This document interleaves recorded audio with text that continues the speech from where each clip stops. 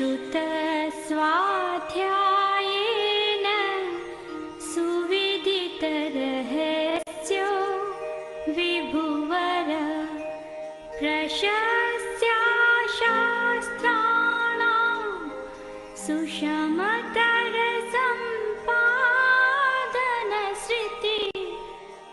महाप्रज्ञपूज्यो जिनपति स्वरूपो गुरुवर।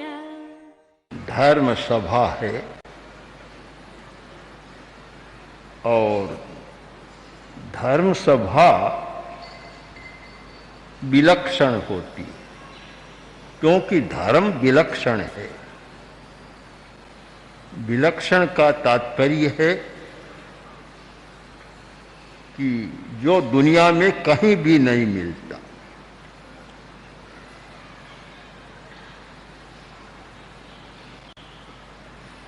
जिसका कोई दूसरा विकल्प हो वह विलक्षण नहीं होता। खाने के लिए गेहूं की रोटी तो उसका विकल्प है, बाजरे की रोटी भी है, मक्का की रोटी भी है और भी जौ की रोटी, अनेक अनाज है उनकी रोटियां बनती है। तो खाने का विकल्प है कि गेहूं की रोटी भी कोई आदमी खा सकता है और वह नहीं मिले तो बाजरे की खा सकता है, मक्का की भी खा सकता है, विकल्प है। तो इसलिए विलक्षण नहीं होता। पीने को पानी वर्षा का पानी भी है, कुएं का पानी भी है, पानी के भी विकल्प है। कभी कुएं का आता है, कभी नहर का आता है। नहर का पानी थोड़ा मीठा लगता है, कुएं का थोड़ा थोड़ा हल्का सा कड़वा लगता है। तो पर विकल्प है कि जिसको कुएं का पानी अच्छा न लगे तो नदी, नहर या वर्षा का पानी पी सकता है। विकल्प है दुनिया में। कपड़ा पहनता है तो उसका भी विकल्प है। किसी को सूती कपड़ा अच्छा लगता है तो किसी को और दूसरा अच्छा लगता है, विकल्प है। तो जितने भी पदार्थ हैं एक भी ऐसा नहीं कि जिसका विकल्प न हो। धर्म का कोई विकल्प नहीं है और इसलिए नहीं है कि धर्म का लक्षण है त्याग, अहिंसा, संयम और तप। संयम का कोई विकल्प नहीं। यह नहीं होता कि जो संयम के द्वारा मिलता है, चलो आज संयम नहीं करे दूसरे से वह पाले, कभी नहीं होता। जो त्याग से फल मिलता है वह किसी दूसरे पदार्थ को लाकर खड़ा कर दो तो उससे मिल जाएगा, कभी नहीं होता। कोई विकल्प नहीं है। त्याग का कोई विकल्प नहीं। भोग और त्याग, भोग के तो अनेक विकल्प है। छोटा मकान है, गर्मी लगी तो बड़ा मकान बना लिया, विकल्प है। खुले में चले गए, विकल्प है। पर त्याग का कोई विकल्प आज तक आया नहीं, होगा भी नहीं। जहां त्याग है, पदार्थ को लेने में तो विकल्प है, छोड़ने में कोई विकल्प नहीं। छोड़ दिया कोई विकल्प नहीं है। इसलिए हम धर्म को इस रूप में समझें, उसका मूल्यांकन करें कि मैंने वह वस्तु पाली जिसका दुनिया में कोई विकल्प नहीं है। एकमात्र वही साधन है आत्मा की शुद्धि का, एकमात्र वही साधन है, दूसरा कोई विकल्प नहीं है। त्याग संयम के द्वारा आत्मा पवित्र बनती है। अब उसका कोई विकल्प हो तो बतलाओ, हम जानना चाहें, कोई बता सके तो। त्याग और संयम का विकल्प यह है कि त्याग मत करो, उसके स्थान पर यह कर लो। बच्चे मिट्टी खाते थे पुराने जमाने में, आजकल शहरों में तो वह मिलती भी नहीं है। जब छोटे गांव में रहते तो बच्चे खेलते, मिट्टी खा लेते। तो मिट्टी खाना अच्छा नहीं होता, तो माताओं ने विकल्प कर दिया, उसकी जगह वंश रोचन खुलाना शुरू कर दिया, तो मिट्टी छूट गई। अब आजकल तो वंश रोचन भी दुर्लभ हो गया, मिलता भी कहाँ है, शुद्ध बहुत कठिन है। तो विकल्प हो गया। पदार्थ को बदलने का विकल्प हमारे पास है, पर अब त्याग करना है कि मैं आज उपवास कर रहा हूं, आज मैं खाना छोड़ूंगा। अब इसका विकल्प क्या है?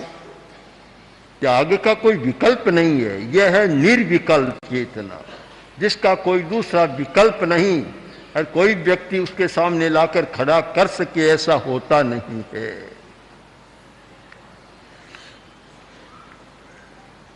भगवान महावीर दशारणपुर में पधारे।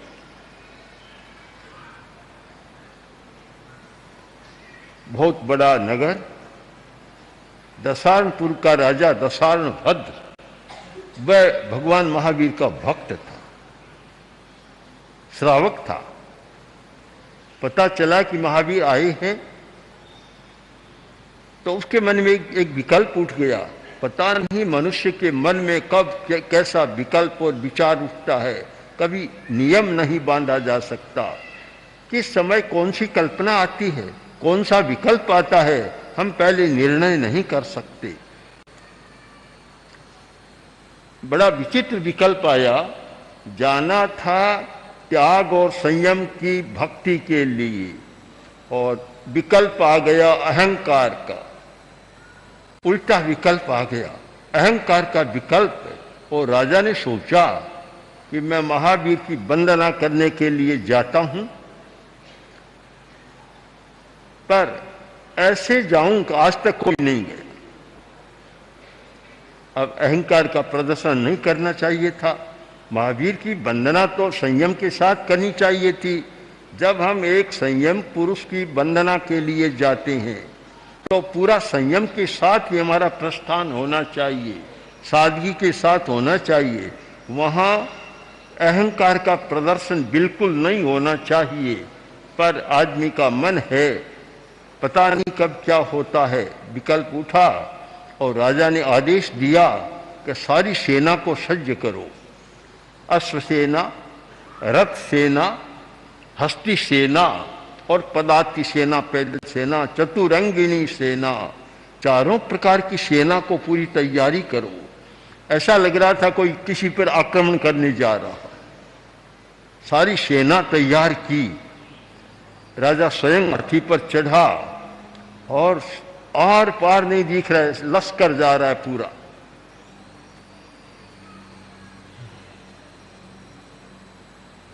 गया, मन में जा रहा है एक त्याग संयम की मूर्ति का बंधन करने के लिए। शरीर तो उसमें जा रहा है और सिर पर अहंकार की वंदना सवार है। अहंकार ही अहंकार मन में सोच रहा है, आज तक इस प्रकार इतने आडंबर के साथ शायद कोई गया नहीं, कोई जाएगा भी नहीं। मेरी बहुत बड़ी सेना है, कोई जाएगा भी नहीं। अहंकार बहुत बड़ी समस्या है और अहंकार के कारण ही समाज में कुछ जटिलताएं पैदा होती है। आपने अहंकार किया, उसका उत्तर तो मैं दे सकता हूं। आप कितनी रिद्धि का प्रदर्शन करें और मेरी रिद्धि के सामने आपकी रिद्धि एक किंचित कर भी नहीं होती, एक नख को भी नहीं छू सकती, उसका उत्तर मैं दे सकता हूं। पर आपने जो संयम का मार्ग स्वीकार कर लिया, त्याग का मार्ग स्वीकार कर लिया, उसका मैं नहीं दे सकता। आप जीते, मैं हारा। यह हार किसके सामने हुई? अहंकार के सामने इंद्र कभी नहीं हारता, किंतु त्याग और संयम के साथ हर व्यक्ति हार अनुभव कर सकता है। आखिर हमारी अंतिम विजय त्याग और संयम के द्वारा होती है, वह विलक्षण है। राजा की समृद्धि का विकल्प इंद्र के पास था कि राजा जितनी समृद्धि का प्रदर्शन करता, इंद्र उससे बढ़कर अपनी समृद्धि दिखला देता, किंतु त्याग का कोई विकल्प इंद्र के पास नहीं था। अब मुनि बन गया, सब छोड़ दिया, अब और क्या करे? उसका विकल्प यही है कि स्वयं मुनि बन जाओ, इसके सिवाय कोई दूसरा विकल्प नहीं है। हम समझ सकते हैं कि धर्म का अर्थ है विलक्षण होना, विलक्षणता। उसका कोई रूप नहीं है, दूसरा कोई विकल्प नहीं है, वह हमारी निर्विकल्प चेतना है। जिस व्यक्ति में त्याग की चेतना, संयम की चेतना, तपस्या की चेतना, अहिंसा की चेतना का जागरण होता है, वह निर्विकल्प है। विलक्षण इसलिए विलक्षण है क्योंकि उसका कोई विकल्प नहीं है।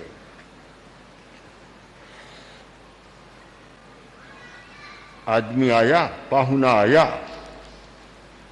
और आपने आतिथ्य उसका किया, भोजन परोसा और बोला नहीं मैं ये नहीं खाता, मैं ये नहीं खाता, दूसरी चीज लाओ, घर में नहीं है तो बाजार से लाओ। कितने विकल्प आ सकते, किंतु वह कहता है कि नहीं आज तो इच्छा हो रही, उपवास कर लूं, त्याग करता हूं, मैं खाऊंगा नहीं, उपवास है। अब कौन सी चीज लाएंगे? उसने त्याग कर लिया, उपवास कर लिया। कभी कभी होता है कि पत्नी ने भोजन परोसा और पति खाने को बैठा और उसने कहा आज तो इच्छा हो रही उपवास करने की, उपवास पचक लिया, उपवास का त्याग कर लिया। अब उसका विकल्प कौन सा विकल्प? कोई विकल्प नहीं है। इसलिए अनुभव करें कि धर्म है, उसकी प्राप्ति दुनिया के सारे पदार्थों से दुर्लभ है, क्योंकि दुनिया के पदार्थ उनका विकल्प है कि आज हीरा नहीं तो पन्ना मिल गया, पन्ना नहीं तो और कुछ मिल गया, एक प्रकार का धन मिला, दूसरे प्रकार का मिल गया। सबके साथ विकल्प जुड़ा हुआ है। किंतु जिसने त्याग कर दिया कि मैं इन सब को छोड़ता हूं, फिर कोई विकल्प नहीं है। तो हम अनुभव करें कि हमने जो धर्म की आराधना शुरू की है, धर्म को समझा है, उसका दुनिया में कोई विकल्प नहीं है। एकमात्र वह हमारी आत्मा की पवित्रता ही है। इसीलिए मैंने कहा कि धर्म सभा एक विलक्षण सभा होती है। विलक्षण इस अर्थ में कि और कोई सभा होती है तो कहीं राजनीति की चर्चा, कहीं कोई सामाजिक चर्चा, कहीं पदार्थ की चर्चा, कहीं व्यापार की चर्चा और होती है। और धर्म में केवल होता है त्याग और संयम, बस दो शब्द के सिवाय धर्म का कोई स्वरूप नहीं है। त्याग करो, ममत्व का विसर्जन करो, पदार्थ का त्याग करो, संयम करो, इंद्रियों का संयम करो, मन का संयम करो, निग्रह करो। अब ऐसा कोई दूसरा मिलता नहीं है। हम धर्म को समझे, इस अर्थ में समझे। आचार्य तुलसी ने एक धर्म की बहुत सुंदर परिभाषा लिखी कि आत्मशुद्धि साधनम धर्म है। याद रखना चाहिए बहुत लोगों को, आत्मशुद्धि साधनम धर्म है। कोई पूछे धर्म क्या है? धर्म क्या है? जो आत्मा की शुद्धि का साधन है उसका नाम है धर्म। फिर आएगा कौन सा धर्म, कि कौन सा कोई आता ही नहीं, या नाम नहीं आता। कौन सा धर्म? जिससे आत्मा की शुद्धि होती है, पाप कर्म का बंध है उसकी निर्जरा होती है, पाप कर्म दूर हटता है, कर्म का विलय होता है, क्षय होता है, उपशम होता है, वह धर्म है। अब कौन सा? ये सब संप्रदाय के नाम आ जाते हैं। जैन धर्म, वैष्णव धर्म, सनातन धर्म, इस्लाम धर्म, ईसाई धर्म, ये सब हमारी दृष्टि में ये अपने अपने संप्रदाय के नाम है। धर्म तो एक ही है और वह है आत्मा की शुद्धि का जो साधन है। और आत्मा की शुद्धि का साधन है संयम और तप। तप के द्वारा कर्म की निर्जरा आत्मा का शोधन होता है और संयम के द्वारा कर्म का निरोध होता है। बस निर्जरा और संवर या तप और संवर यह धर्म है। और इस धर्म के पीछे कोई विशेषण नहीं लगता। कोई नाम नहीं लगता। नाम तो अपनी अपनी पूजा पद्धति के पास लगता है। यह तो सर्वसाधारण धर्म है, सबके लिए है, सब देश के लिए, सब काल के लिए और सब व्यक्तियों के लिए। जितना जितना त्याग उतना उतना धर्म। आचार्य भिक्षु की सुंदर परिभाषा है कि जितना त्याग उतना धर्म, जितना भोग उतना संसार, जितना व्रत उतना धर्म और जितना अव्रत उतना संसार, जितना संयम उतना धर्म और जितना असंयम उतना संसार। इतनी सरल परिभाषा धर्म की परिभाषा है। आप एक तो यह याद रखें जो आचार्य भिक्षु ने कहा, त्याग व्रत संयम धर्म। दूसरा जो जैन सिद्धांत दीपिका में आचार्य तुलसी ने लिखा, आत्मशुद्धि साधनम धर्म। धर्म वह जिससे आत्मा की शुद्धि होती है वह धर्म है। तो हम इस अर्थ में स्वीकार करें कि दुनिया में अनेक शक्तियां हैं। एक धन की शक्ति है। आप ये न माने धन की शक्ति नहीं है, धन की तो बहुत बड़ी शक्ति है। धन के बिना कुछ भी नहीं होता। पदार्थ के जगत में, संसार में धन के बिना कुछ नहीं होता। धन था तो आपको सुनने का यह प्रवचन पंडाल अहिंसा सौ शरण मिल गया, नहीं तो धूप में नहीं बैठ सकते थे। किसके द्वारा हुआ? धर्म के द्वारा हुआ, धन के द्वारा? यहां बनाने वाले भी बताएं, जिन्होंने निर्माण किया है समाज ने, वे बताएं कि यह धर्म के द्वारा प्रवचन पंडाल बना या धन के द्वारा? धर्म के द्वारा तो नहीं बनता। धर्म के द्वारा तो होता खुले में जाकर आकाश में बैठो, बस और कुछ नहीं है उसके पास, कोई पैसा नहीं है। हमारे पास भी लोग आते हैं, कहते हैं बहुत दुखी हूं, कुछ दो से। मैं कह रही हमारे पास भी नहीं है, दे क्या? कोई पैसा है तो दे, आपको दे क्या? कुछ है ही नहीं। खाने को रोटी भी नहीं है पूरी पास में, और तो दे क्या किसको? तो धर्म का काम अलग है, धन का काम अलग है। तो दुनिया में धन एक बड़ी शक्ति है। दूसरी शक्ति है राज्य शक्ति। राज्य की शक्ति है कि राज्य के द्वारा बड़ा बड़ा काम होता है। दो शक्तियां। तीसरी शक्ति है धर्म की शक्ति या नैतिकता की शक्ति। ये दोनों शक्तियां अगर धर्म की शक्ति नहीं है तो एक दूसरे को खाने लग जाती है। कहते हैं भ्रष्टाचार, कदाचार, दुराचार, अपराध, लूट खसोट, चोरी डकैती, आतंकवाद, उग्रवाद, ये सारे कहां से आ रहे हैं? कहां से आ रहे हैं? ये सारे उन दोनों शक्तियों पर जब धर्म की शक्ति का अंकुश नहीं होता तो फिर वह हाथी ऐसा होता है, मद में आता है, उच्छृंखल बन जाता है और अपराध करने भी लग जाता, आदमियों को मारने भी लग जाता है। हम माने तीन शक्तियां, हमारी दुनिया की तीन शक्तियां, एक धर्म की शक्ति, एक धन की शक्ति और एक राज्य की शक्ति। अब तीनों में प्रमुख कौन? समाज को पवित्र बनाने वाली कौन? पानी को साफ करने वाली शक्ति कौन? पानी फिल्टर किया जाता है। क्यों फिल्टर? क्यों कि मिट्टी सहित पी ले। कोई भी मिट्टी सहित नहीं पीता, कीटाणु सहित भी नहीं पीता। तो सब जगह फिल्टर। हमें भी याद है जब पूज्य कालूगणी ने यात्रा की थी, मारवाड़ की यात्रा, उन दिनों में ये नल नल कुछ नहीं था, यही छोटी छोटी तलैयों का पानी आता और ऐसा राबड़े जैसा पानी आता। हमारे मुनि जाते, फिटकरी लाते और फिटकरी घोलते, ऊपर तो पानी साफ हो जाता, नीचे ऐसे ही रबड़ी जम जाती। कोई बच्चा समझ सकता है रबड़ी ये खाने की है, सफेद सफेद रबड़ी जम जाती। हम पानी को साफ कर पीते हैं, सफाई करते हैं। यह धर्म का यही काम है कि समाज की शक्ति यानी धन की शक्ति और राज्य की शक्ति के साथ जो ये दलदल जमता है, कीचड़ जमता है, ये मिट्टी जमती है, और धर्म एक फिटकरी का काम करता है तो उसको सफा कर देता है जिससे पानी शुद्ध रहे और गंदगी नीचे जम जाए।